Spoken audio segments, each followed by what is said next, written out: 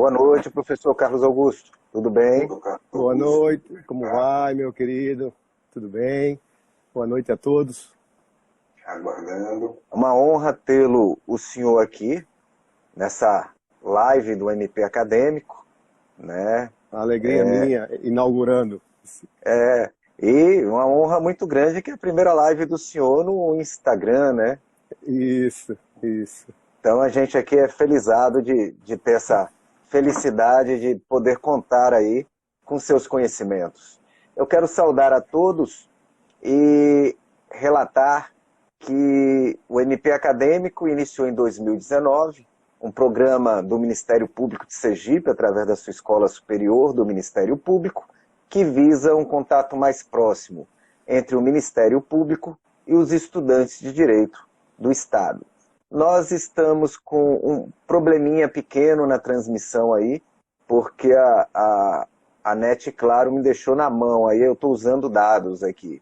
E aí deu um probleminha, mas eu acho que está dando para ouvir tranquilo aí vocês, certo? Sem maiores delongas, eu quero aqui saudar o nosso convidado, o professor Dr. Carlos Augusto, que também é procurador de Justiça, atua na Câmara, junto à Câmara Criminal, no Tribunal de Justiça de Sergipe, é o nosso ouvidor geral do Ministério Público, uma das pessoas mais atarefadas nessa época de pandemia, tendo-se em vista que, basicamente, toda a reclamação do Ministério Público hoje entra pela ouvidoria. Em razão disso, né, Dr. Carlos Augusto tem feito um trabalho brilhante aí de atendimento com sua equipe à sociedade e à distribuição das reclamações. Do professor Carlos Augusto, tive a honra de ser aluno do professor Carlos Augusto na minha especialização em processo constitucional pela UFES, e foi uma honra e um aprendizado muito grande, né, estar lá aprendendo com o professor questões profundas sobre direito constitucional. É sempre um aprendizado, né, poder absorver, aproveitar esses conhecimentos do professor. E é importante ressaltar também que ele é mestre e doutor em Direito, né, professor de cursos de graduação e pós-graduação aqui do Estado. Já tem obras, né, um manual, um livro de Direito constitucional pela editora Revista dos Tribunais, uma obra muito completa. O seu livro de mandado de injunção, trazendo teses inicialmente que nem eram discutidas aqui no Brasil, e entre outros livros, né? A última pesquisa do professor foi sobre a fraternidade como categoria jurídica. Então, sem maiores delongas, eu passo a palavra ao professor, né, para suas considerações iniciais. Eu queria cumprimentar o caríssimo doutor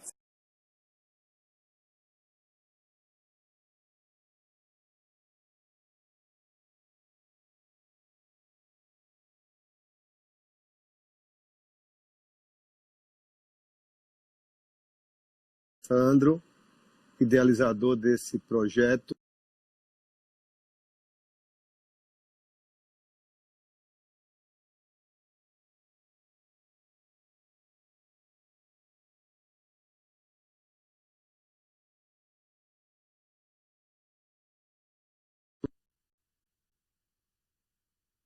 Cursos que fazem parte do nosso Estado, mas também um mecanismo de difusão do conhecimento entre os membros do Ministério Público do Estado de Sergipe e dos profissionais do direito em geral.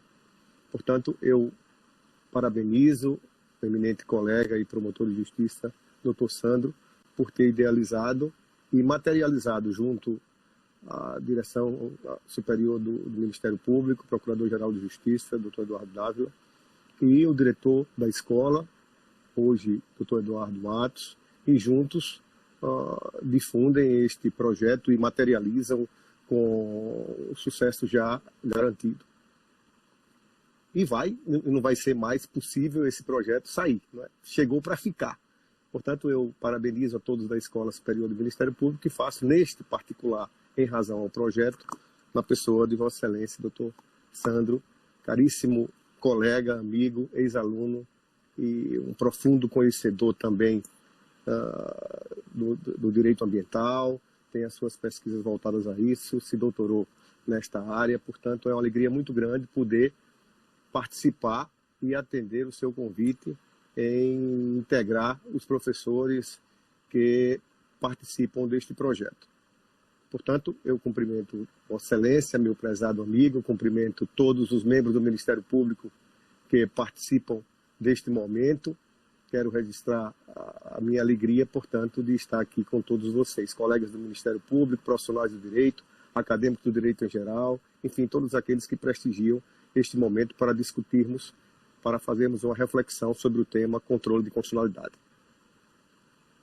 Eu quero aqui rapidamente saudar alguns colegas que já vi aqui, né, doutora Cláudia Daniela, doutor Augusto, sempre presentes, doutor Jarbas Adelino, saudar também os promotores Luciana Duarte e Rafael, que estarão na próxima live aí discutindo questões do pacote anticrime muito interessantes.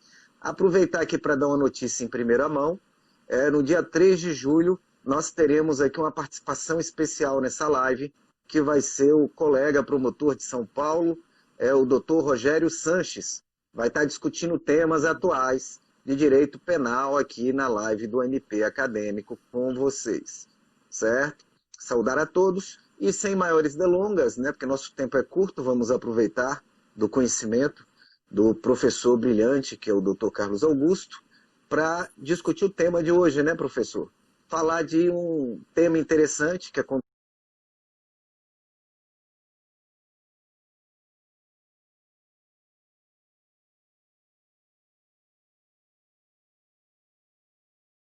professor.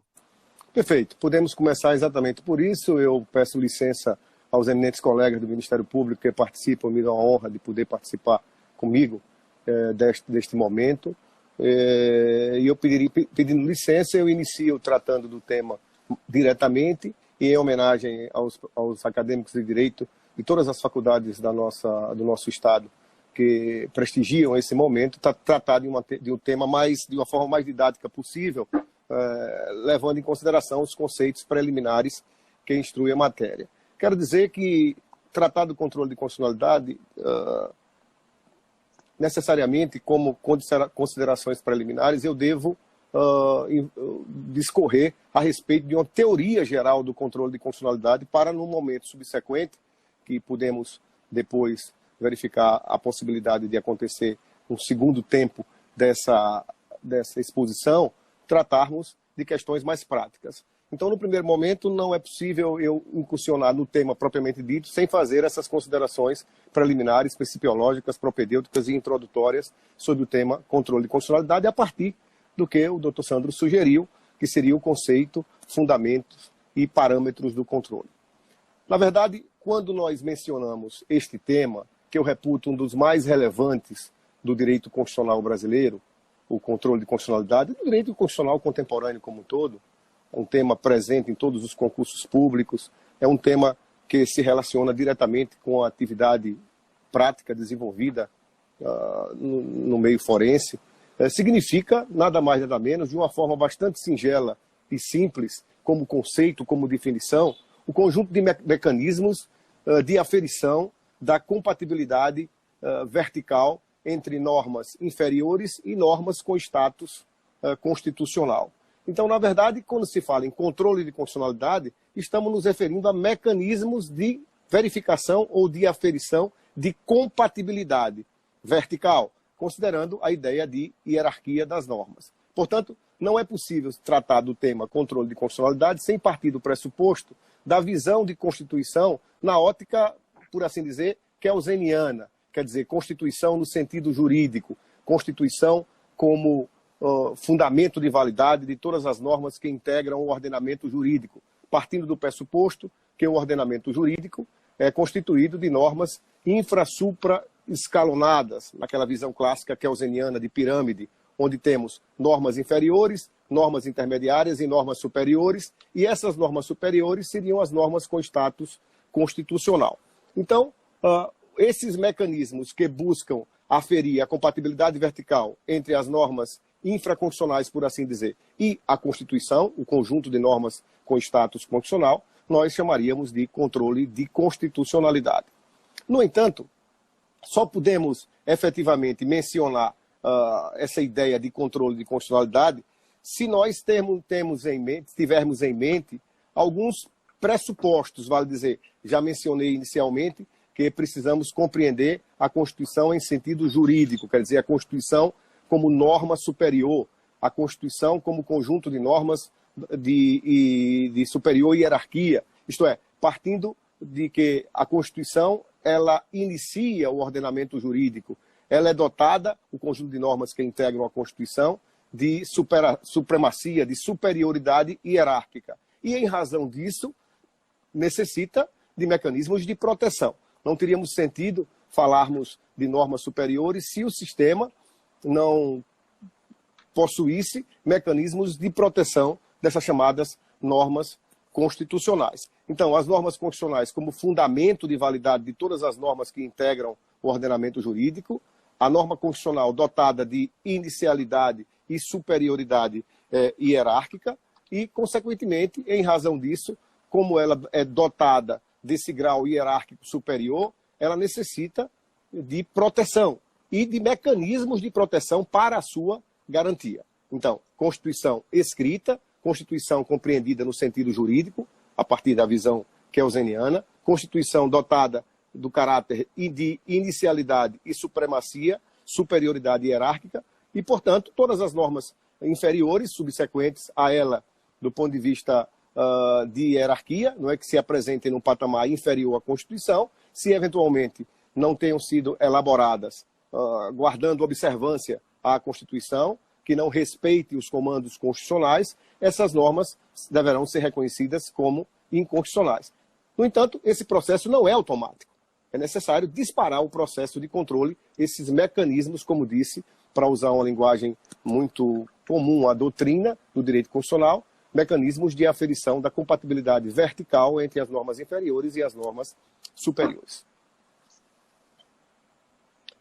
É importante também destacar que quando nós falamos de controle de constitucionalidade, muitas vezes nós partimos da concepção de Constituição do ponto de vista puramente, vamos dizer assim, formal, quer dizer, Constituição como conjunto de artigos que compõem o seu corpo permanente.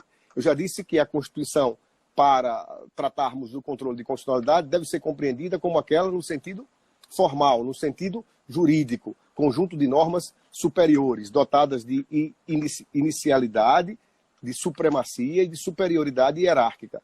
No entanto, a Constituição, que deve se apresentar como parâmetro de controle de constitucionalidade, isto é, como conjunto de normas que devem ser protegidas pelos mecanismos de controle, é aquela que compõe o que a doutrina chama, com inspiração francesa, de bloco de constitucionalidade.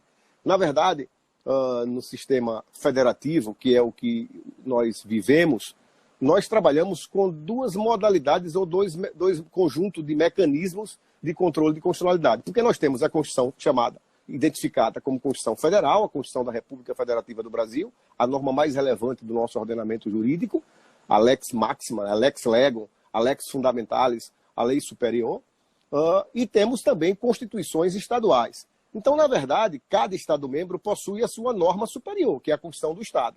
Então, nós temos o controle de constitucionalidade para a proteção da Constituição Federal e o controle de constitucionalidade para a proteção da Constituição de cada Estado individualmente considerado. Então, são dois blocos ou dois mecanismos de controle de constitucionalidade. Especificamente em relação ao controle de constitucionalidade e de proteção da Constituição Federal, que eu vou fazer com que minha análise seja voltada mais diretamente a essa, porque não temos tempo para analisar o controle de constitucionalidade ao nível estadual.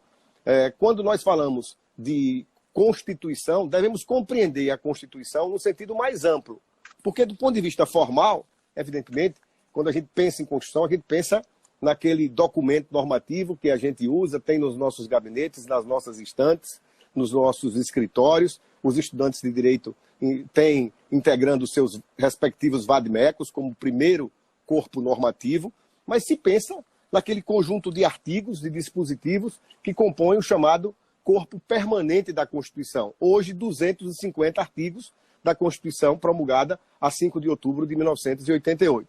No entanto, integra a Constituição, tem status constitucional, compõe as normas de igual hierarquia, não somente esses 250 artigos com incisos, parágrafos, alíneas, enfim. Esses são os artigos que integram a chamada Constituição permanente, no sentido de ser o corpo que está em vigor e integra a parte mais relevante da Constituição, que é o corpo permanente da Constituição. No entanto, todos nós sabemos que ao lado desse corpo permanente, nós temos um outro corpo de normas, num apêndice, por assim dizer, identificado como ADCT, ou Ato das Disposições Constitucionais Transitórias.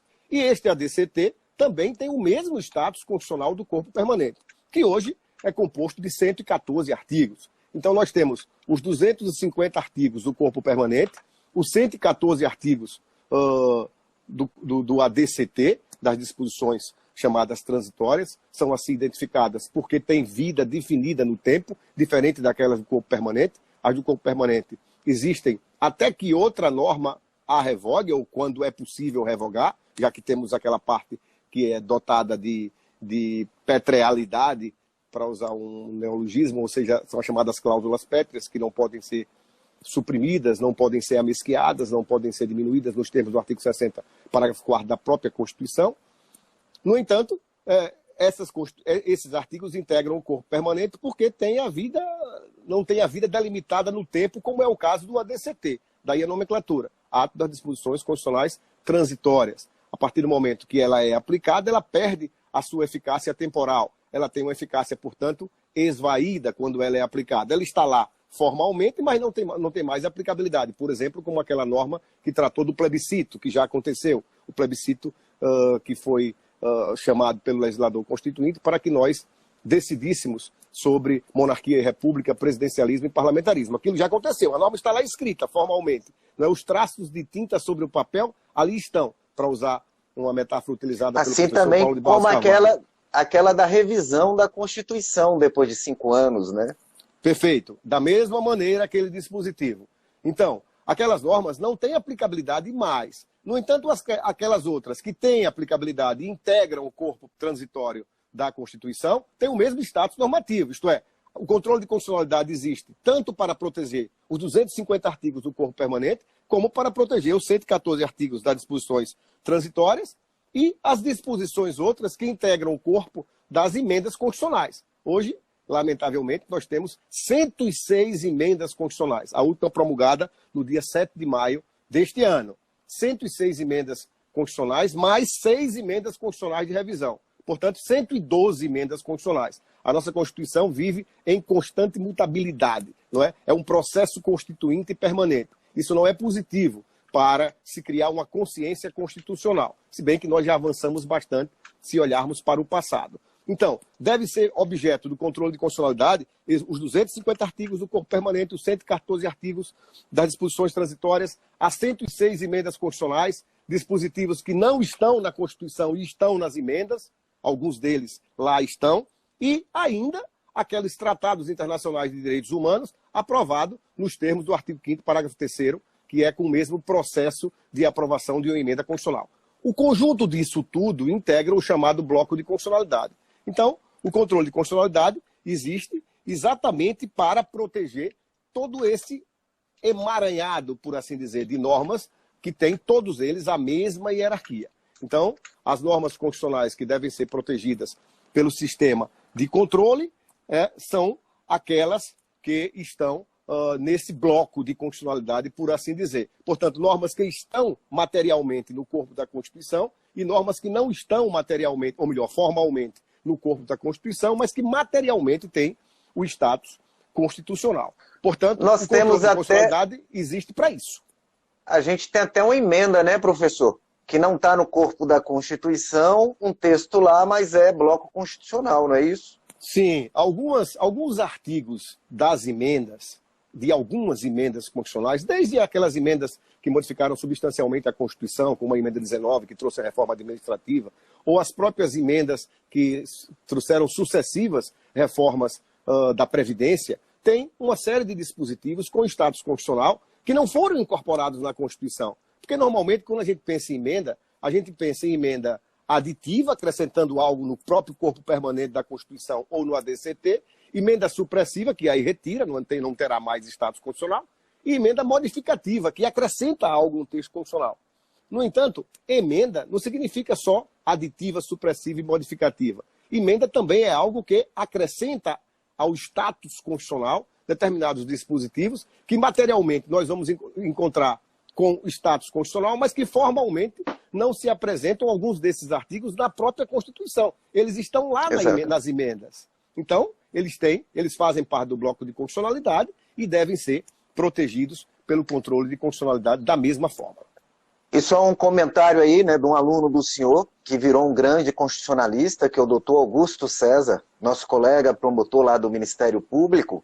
Entraria nesse bloco também aquele caso do parágrafo 3º do artigo 5º, né, os tratados internacionais, como está observando aí, doutor Augusto César. Como eu mencionei anteriormente, um pouco en passant, não é? Além disso, os tratados internacionais de direitos humanos, que tenham sido entronizados na ordem jurídica brasileira pelo mesmo procedimento formal de emendas constitucionais, quer dizer, aprovados com o mesmo quórum e no procedimento adotado para as emendas constitucionais. Isso na concepção dominante, não é? Do direito internacional, daquilo que diz respeito à Corte Interamericana de Direitos Humanos. Eu registro o meu contentamento e honra pessoal de ser o meu assistente neste momento aqui, está na assistência, está participando dessa live, para minha alegria, e os colegas outros que foram nominados individualmente pelo Dr. Sandro no momento inicial. Peço licença para não nominá-los todos, para não correr o risco de esquecer algum desses eminentes e valorosos colegas do Ministério Público Sergipano. Também fazem parte do controle de constitucionalidade, do bloco de constitucionalidade, essas normas. Há quem entenda que mais além, qualquer uma que tivesse status de normas aprovadas pelos tratados internacionais de direitos humanos, também estariam materialmente no bloco de constitucionalidade, não formalmente.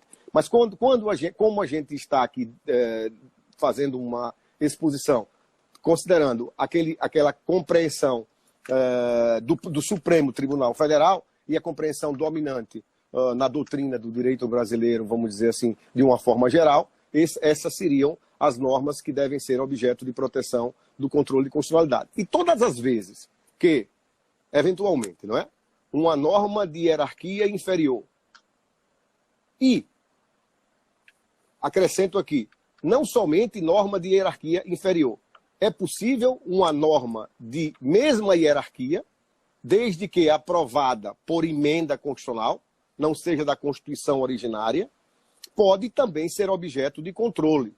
Por isso, quando se diz que o controle de constitucionalidade seria entre as normas constitucionais e infraconstitucionais, é importante fazer a ressalva, porque é possível reconhecer como inconstitucional norma que tenha sido aprovada por meio de emenda constitucional, desde que desrespeite as cláusulas pétreas. Então, isso é uma ressalva que é importante se registrar. Claro que no direito brasileiro nós não adotamos a tese de norma constitucional e inconstitucional, na linha da doutrina alemã, de Otto Bachoff. Mas, se essas normas tenham sido entronizadas no ordenamento jurídico mediante emenda constitucional, ela é possível ser declarada inconstitucional, como já foi, não é? Pelo Supremo Tribunal Federal. Professor, portanto, nesse primeiro ponto, eu acho que já venci aquilo que seria necessário e importante, numa visão um pouco E diga-se de passagem, né, que é muita coisa, né? O senhor está sendo bem objetivo, né? E bem abrangente.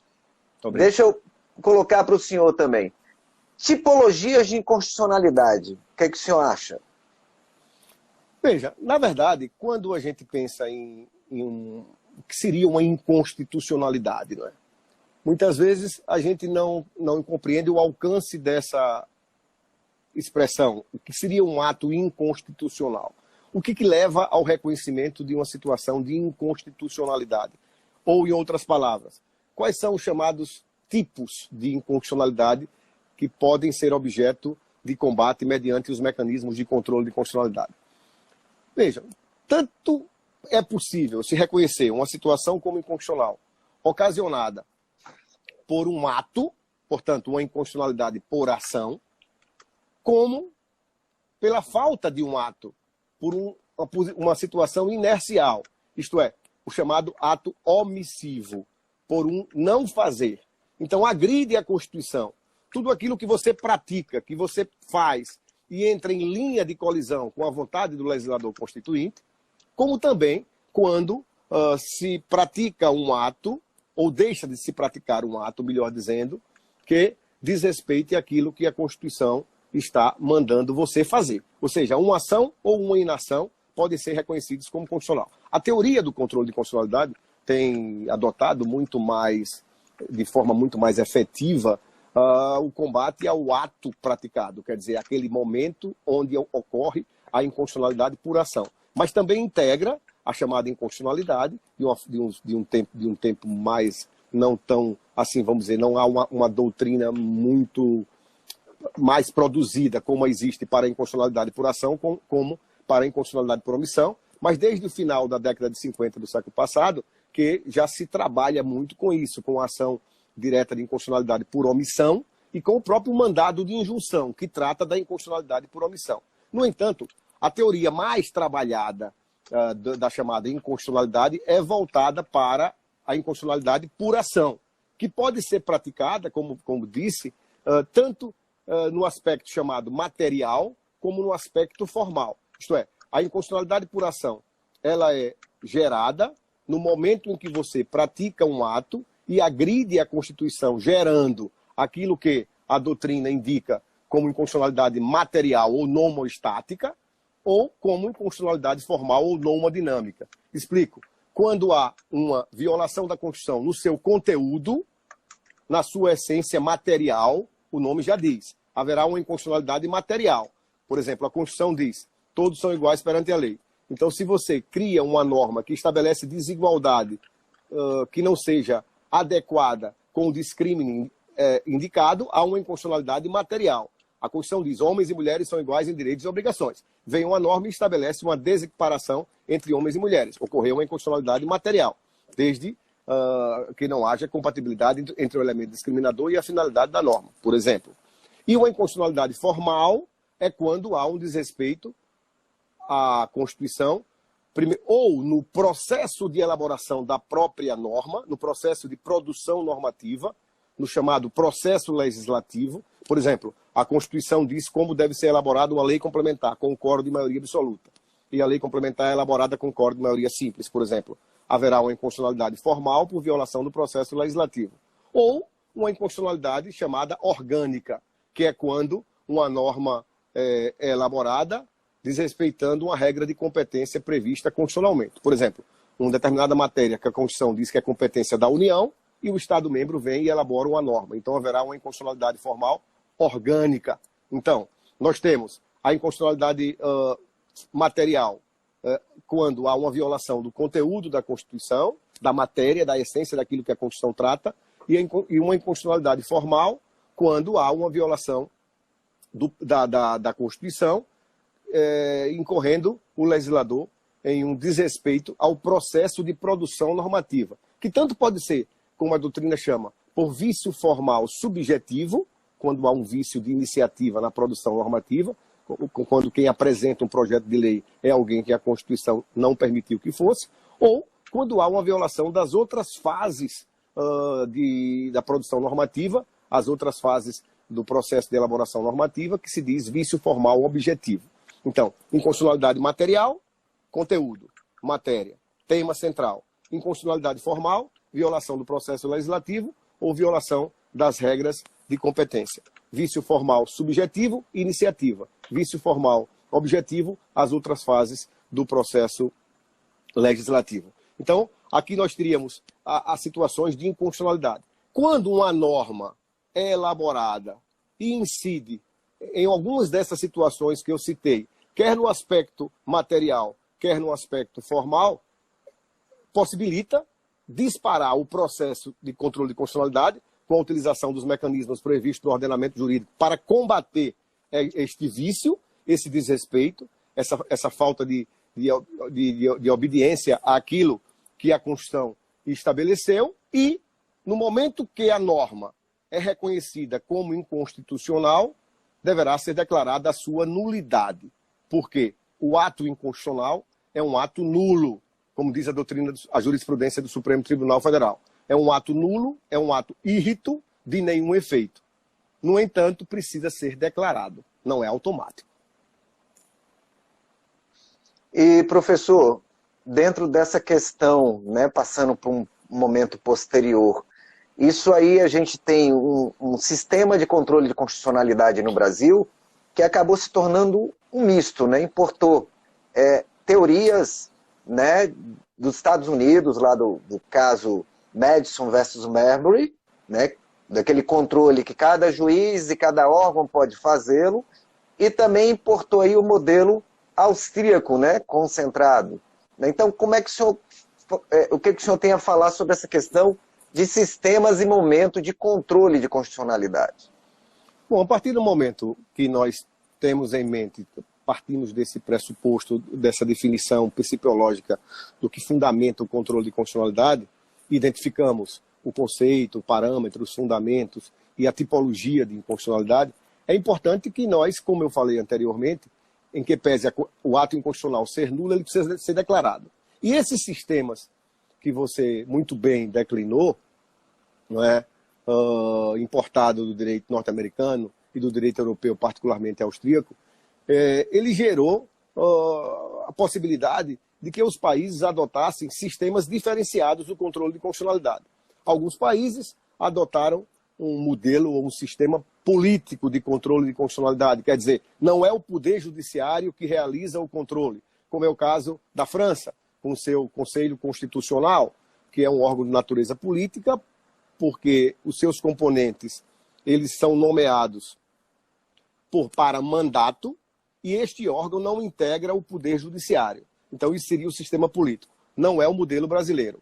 Em alguns países europeus se adota este modelo, inclusive o modelo de cortes constitucionais europeias. A França e outros países, este órgão de cúpula, mas não é um órgão de cúpula do judiciário. É um órgão independente do poder judiciário. Por isso que se chama sistema político. Se chama sistema político.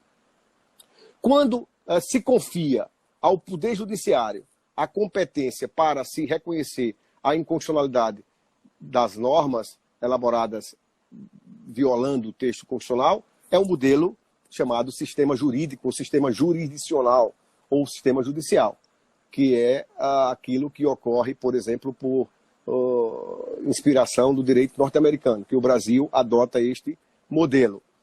E ainda o modelo misto, eu estou me referindo ortodoxamente misto, que é quando você adota mecanismos do controle do sistema político e mecanismos do sistema jurisdicional. Quer dizer, algumas normas são enfrentadas no plano do controle de constitucionalidade por um órgão político e outras por um órgão jurisdicional. Então, nessa perspectiva, o Brasil não seria misto, especificamente nesse ponto. Claro, é misto em relação à forma como ele executa este controle de constitucionalidade que nós falaremos no momento posterior ou em outra oportunidade, se o tempo não comportar.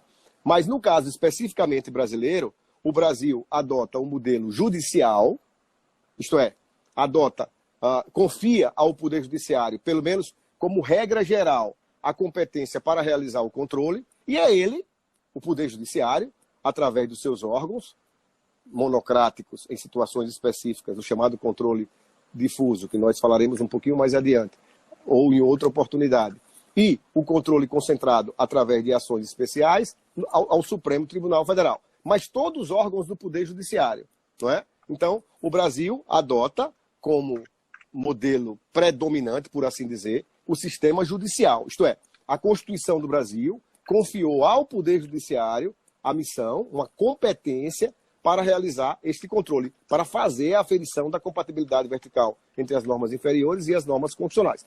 Portanto, é o Poder Judiciário que tem essa competência no Brasil, como regra geral. Há situações excepcionais que eu posso declinar agora no momento subsequente. Mas, em geral, é só o Poder Judiciário que realiza este controle. Por exemplo, se eu entendo, você, qualquer um de nós, qualquer cidadão, que uma determinada norma que está levando a uma conduta que eu deva praticar, eu compreenda que ela é inconstitucional, eu não posso simplesmente deixar de cumprir por uma compreensão pessoal.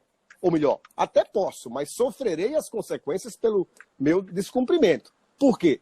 Porque, por questões de segurança jurídica, toda e qualquer norma, ela nasce dotada da presunção de constitucionalidade.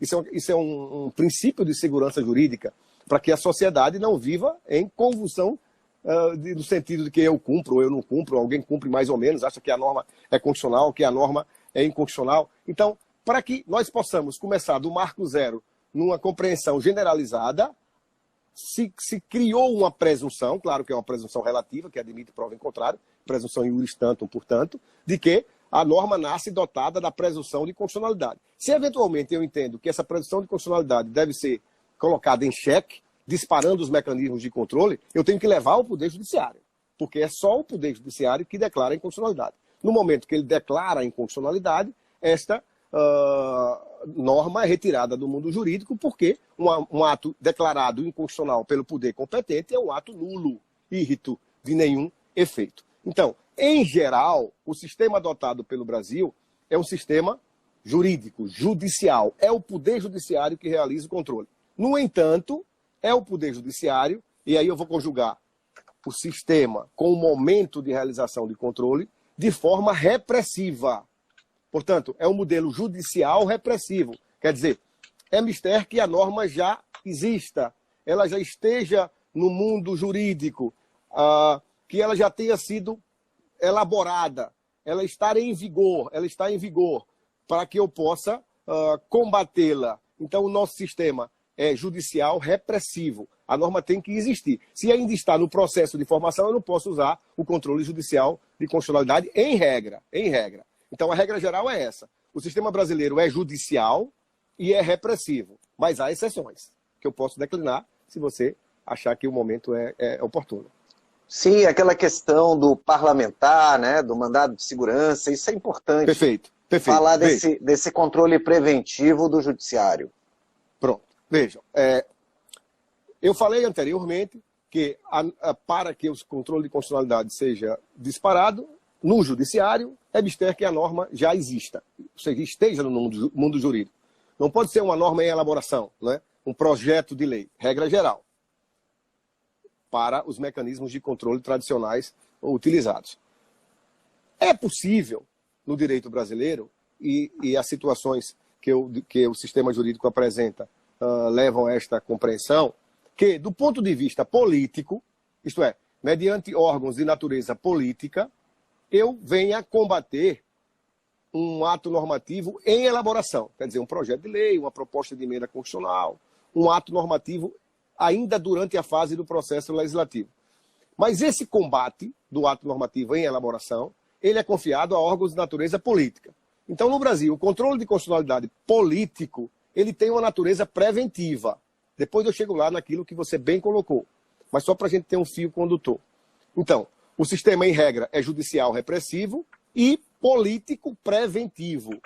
Ou seja, os projetos de lei são objeto de controle de constitucionalidade por órgãos políticos, que é o que acontece nos parlamentos, tanto federal, estadual como municipais, no momento em que um projeto de lei está sendo votado, ele passa inicialmente por uma comissão parlamentar que vai aferir se o projeto de lei obedece à Constituição. É feito um controle preventivo de constitucionalidade, nas conhecidas comissões de Constituição e Justiça, que nós temos conhecimento que existem em todos os parlamentos. Então, isso é um controle de constitucionalidade preventivo, de natureza política, porque quem faz é o próprio Poder Legislativo. Depois que o processo sai da fase puramente legislativa e é encaminhado o projeto de lei para o presidente da República, ou para o governador do Estado, ou mesmo para o prefeito, para a sua análise de sanção ou veto, há um outro momento de controle político preventivo, que é quando o chefe do Executivo, mediante um veto jurídico, ele pode fazer um controle preventivo de constitucionalidade. E aí são esses dois momentos de controle político preventivo. No entanto, como você falou, excepcionalmente, nós temos controle preventivo judicial, que é uma construção jurisprudencial.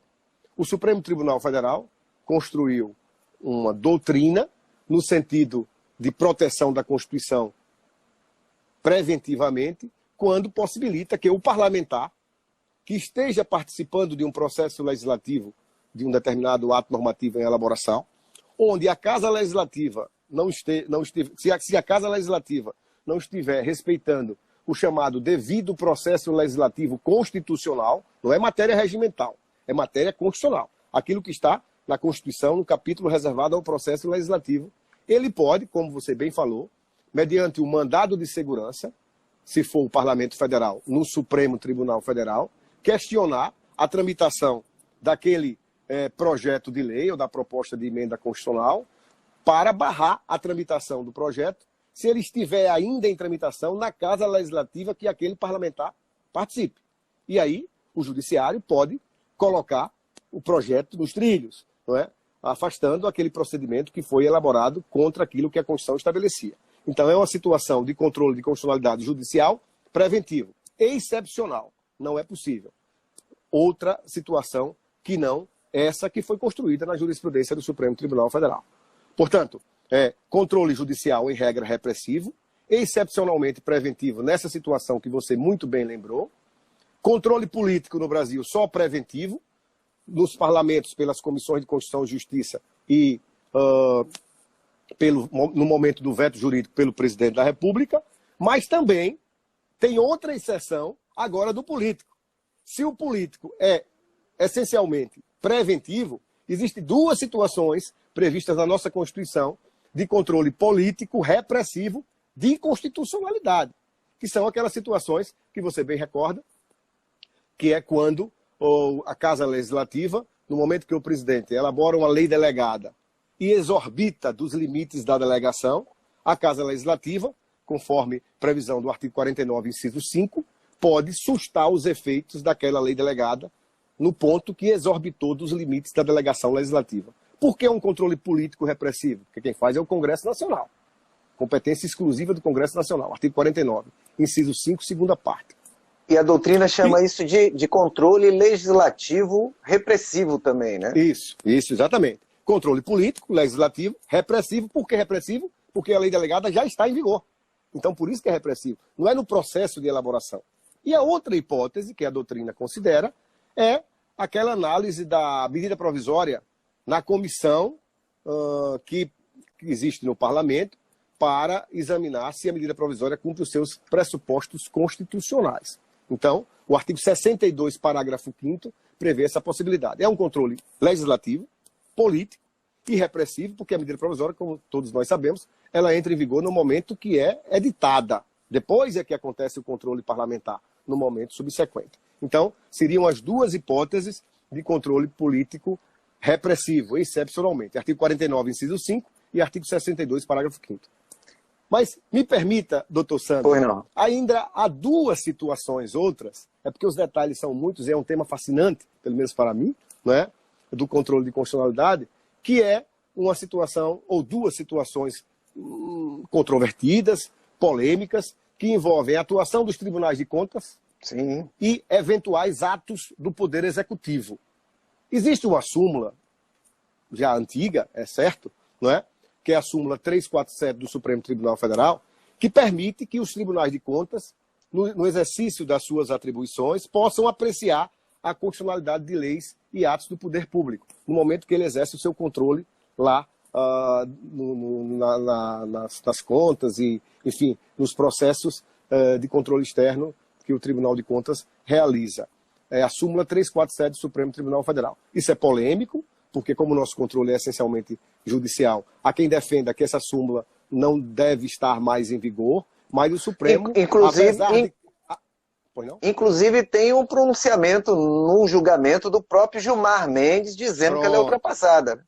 Pronto. Ele que na concepção dele é ultrapassada, mas não há decisão do Supremo cancelando essa súmula especificamente. Você bem lembrou essa situação do Gilmar, num dos seus votos, ele questiona e faz uma crítica severa em relação a ela. Eu acho que ele tem razão, mas como nós aqui estamos para declinar a concepção, principalmente para os nossos queridos alunos da graduação do projeto do Ministério Público Acadêmico, aquilo que está na concepção dominante, em que pese críticas severas em relação a isso, do próprio ministro Gilmar Mendes, mas a concepção ainda é, vamos dizer assim, a súmula não foi cancelada.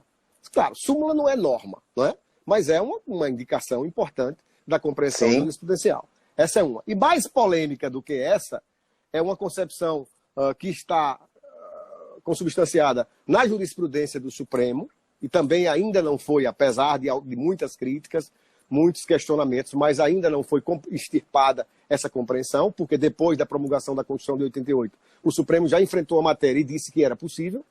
Claro que não é recente, não são decisões recentes, mas o Supremo não mais enfrentou a compreensão, que é a possibilidade de o chefe do Poder Executivo, nos limites da sua atuação, por exemplo, o Executivo Estadual para o Estado, o Executivo Municipal para o município, o Executivo Federal para os órgãos da Administração Pública Federal, mediante um decreto, determinar o não cumprimento de uma lei, porque ele entende, no âmbito da sua atuação, claro, né, no âmbito da sua administração, que ela diz respeito à Constituição. E como ele tem a obrigação de cumprir primeiro a Constituição, então ele determina o afastamento da aplicabilidade daquela norma no âmbito da jurisdição que ele tem competência e seria uma espécie, entre aspas, de um controle de constitucionalidade no âmbito da administração que o chefe do Poder Executivo atua. Mas isso é polêmico, é discutido, muitos acham que isso não mais existe, porque havia essa compreensão antes da Constituição de 88, porque os mecanismos de controle de constitucionalidade, principalmente os mecanismos de ação direta de constitucionalidade, só permitiam que o processo fosse deflagrado mediante o Procurador-Geral da República, e depois da Constituição de 88 passou para outros co-legitimados, e, portanto, o governador do Estado pode, o presidente da República pode entrar com a ADI, então isso estaria descartado. Mas ainda há compreensão nesse sentido. Então, portanto, professor, quem pode declarar inconstitucionalidade, eu, assim, bem resumidamente, trouxe os órgãos que estão incumbidos pelo sistema normativo vigente, ordenamento jurídico brasileiro, de fazer a declaração de inconstitucionalidade, predominantemente ficando reservado ao Poder Judiciário. E, então, essa é uma aula magnífica, né? Para quem é da área de constitucional e já estudou, sabe que foi muita informação passada em pouco tempo. Isso é uma característica do professor Carlos Augusto, né? É muito objetivo, é muito claro, né? É muito didático e acaba fazendo seus alunos gostarem de constitucional. Tá aí o doutor Augusto César de exemplo, né? Eu também estou aqui tentando aprender um pouquinho, sempre aprendendo mais aí com o professor Carlos Augusto. É fantástico mesmo. Não somente, né, o conhecimento que está sendo passado, mas a forma como o senhor passa. Né? Então, assim, quem assiste uma aula sua sobre um tema específico fica apaixonado por aquele tema. Eu falo isso, né, como um depoimento de um ex-aluno, em que minha frustração maior, o senhor sabe disso, é que eu não consegui ser seu aluno durante a graduação. Né? Lembra disso? Né? Eu não pude ser seu aluno na graduação, mas eu ficava, eu vou ser seu aluno ainda, eu vou ser seu aluno. Então fui atrás do professor Carlos Augusto na especialização e essa busca valeu a pena. Né? Então foi a partir desse momento, e eu estou sendo bem sincero, que houve um divisor de águas, né? Em que eu passei a enxergar constitucional com outros olhos, e isso abriu aí uma perspectiva para mim, fantástica na minha carreira, nos meus estudos, né? Então, eu só tenho a agradecer ao senhor por esse amor que tem a docência, a cátedra, né, tá aí dividindo o seu conhecimento com todos, e cada vez é interessante. Eu posso estudar direto lá na doutrina austríaca, na americana, ler os julgados todos do STF, mas toda vez que eu assisto uma palestra, uma aula do senhor, eu aprendo algo mais.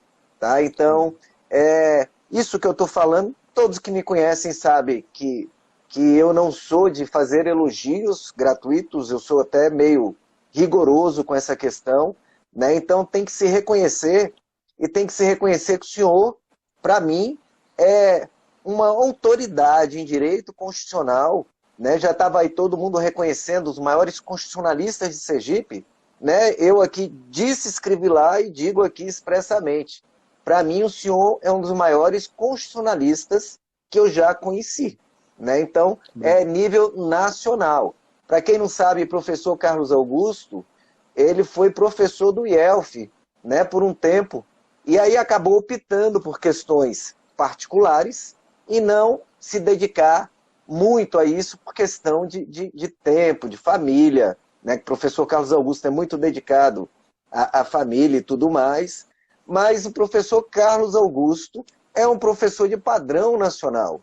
E nós temos que parar com essa mania de achar só o que é de fora é bom, né? Nós temos aí o nosso constitucionalista e que mostra cada vez que ele fala que ele tem muito para nos ensinar, que nós temos muita gente boa na área da docência aqui no estado de Sergipe. Nossa live ainda tem mais 5 minutos, basicamente. Eu quero aqui, né, já, para depois passar a palavra para o senhor para as palavras finais, eu quero aqui saudar alguns colegas que eu vi presentes, né? Nosso procurador-geral esteve presente e deixou aí umas palavras de elogio ao senhor também. Saudar aí a colega Thalita, que está aqui nos observando, né? E outros colegas que estão, ele está aí até o final, acabou de mandar uma mensagem. Né? Então, está aí o doutor Eduardo Dávila mandando uma mensagem aí, né? Deixa eu colocar aqui até a mensagem para o senhor, que eu sou fã do MP Acadêmico, que é espalhar a excelência da nossa prata da casa. Parabéns aos dois. Né? E eu pego os parabéns dirigidos a mim, hoje a estrela é o senhor. Né? E eu fico muito honrado, o professor Carlos Augusto me dizia da versão que ele tem com lives. Ele não tinha nem o Instagram instalado no celular dele, né? Então é uma honra muito grande para mim, né, que aceitou o nosso convite e gentilmente se colocou aí para dividir o conhecimento conosco. Saudar aí a doutora Conceição Figueiredo também, nossa corregedora, que está aí presente, mandando lembranças ao senhor, né? Saudar aí os colegas todos que se fizeram presente. Estou vendo aqui também a nossa colega, a doutora Rosane, muito atuante, atuando hoje lá em São Cristóvão, e todos mais que puderam participar aqui. Tá? Doutor Augusto César ali, sempre um tiete seu, como eu, e estamos... Enfim, eu estou muito feliz, né? Porque com esse programa MP Acadêmico, eu estou tendo a oportunidade de trazer as pessoas que têm muito para ensinar, muito para transmitir e que gostam de fazer isso, fazem isso por amor, porque sabemos que a docência não é bem remunerada do ponto de vista econômico, né? E nós fazemos isso porque nós gostamos da docência efetivamente. E o senhor, né, como outros que já estiveram aqui, é um exemplo para mim, tá certo, professor? Então, só agradecer. Até hoje, né, embora o doutor Carlos Augusto seja procurador de justiça, seja o nosso ouvidor geral, já foi corregedor e outras questões mais, né, mas eu não consigo, eu só consigo chamar doutor Carlos Augusto do título que eu considero mais importante, né, eu considero que é meu professor. Então, ter sido o meu professor, na verdade, para mim, está num nível hierárquico maior do que ser qualquer cargo importante em qualquer uma das áreas de atuação. Tá? Então, professor Carlos Augusto, eu quero agradecer muito ao senhor por ter aceitado o convite e por ter dado mais uma aula para a gente aprender mais ainda com a sua apresentação. Obrigado com as palavras finais do senhor.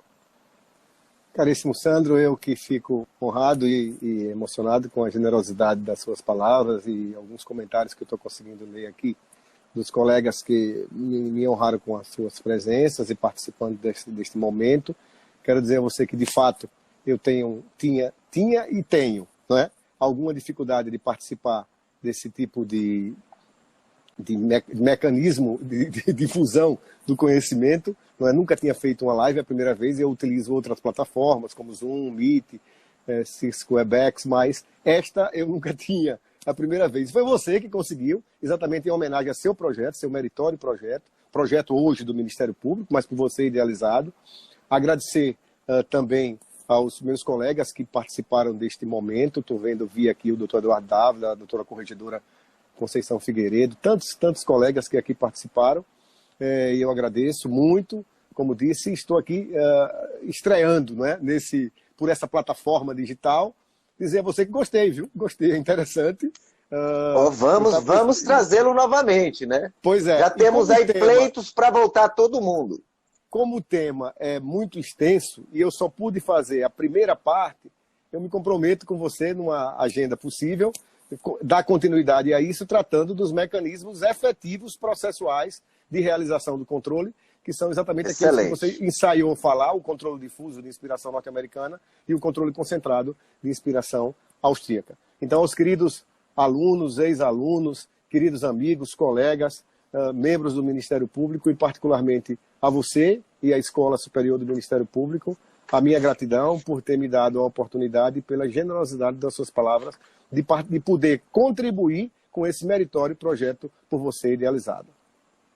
Ok, obrigado, professor. Só antes de terminar, saudar a colega Gisele, né, que eu vi presente aí, agradecer também por sua presença, saudar os demais colegas, porque a gente, quando está falando aqui, passam os textos e às vezes não dá para ler, certo? Eu tentei hoje dar uma atenção maior, mas às vezes é complicado. Né? Saudar aí o doutor Milton Andrade também, que sempre está nos acompanhando. Tá? Eu quero aqui agradecer aos parceiros do MP Acadêmico, que nessa live divulgaram, né, esse evento. São basicamente a UNIT, a São Luís e o curso de Direito da Estácio. Né? Esses foram os 3 parceiros que nesse evento divulgaram em seus, né, Instagrams, em suas redes sociais, a divulgação dessa palestra, né, que quem não esteve aqui perdeu muito. A live, né, estão perguntando, a live ela vai ficar salva. Esta live é em uma das contas aqui que a gente está apresentando e a partir de sábado ou domingo ela vai ficar também disponível no YouTube. Nas 2 contas eu vou colocar o link de disponibilidade. Todas as lives ficam salvas no YouTube. Só para fechar, que a gente vai encerrar aqui, sexta que vem nós temos 2 colegas maravilhosos numa live discutindo o pacote anticrime. Doutora Luciana Duarte, doutor Rafael. Doutor Rafael, inclusive, está hoje no Conselho Nacional do Ministério Público. E no dia 3 de julho, teremos aqui o colega de São Paulo, o doutor Rogério Sanches, falando sobre temas atuais de direito penal. Pessoal, agradecer a todos, boa noite. O Insta está me dizendo que eu tenho 10 segundos, então o gerenciamento do tempo dessa vez foi ótimo. Professor Carlos Augusto, obrigado novamente. Um abraço e boa noite a todos. Um abraço a todos, muito obrigado.